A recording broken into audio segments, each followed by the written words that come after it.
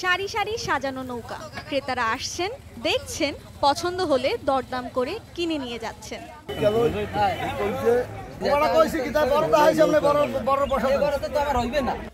এই চিত্র পিরোজপুর জেলার আটঘর কুরিয়ানা ইউনিয়নের কুরিয়ানা খালে।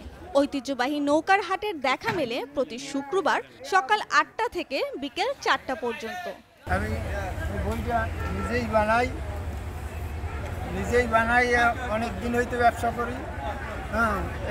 বিভিন্ন কাঠ দিয়ে হয়, চাম্বল, ডাব, মেহগনি, অন্যান্য কাঠ দিয়েও হয়।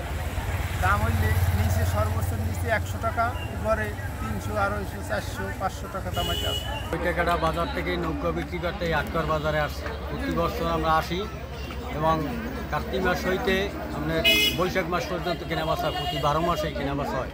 কিন্তু ওই লাল সিজন একটু কমায়, আষাঢ় শ্রাবণ মাসে কেনাবেচা পেয়ারার সময়, এই সময় কেনাবেচা বেশি হয়।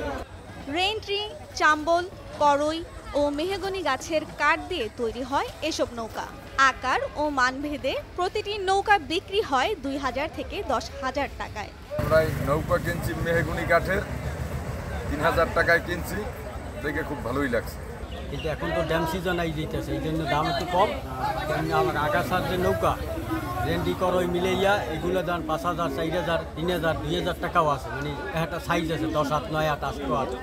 এবং মেহগনি কাঠ যদি হয় তার দাম ১০,০০০ টাকা।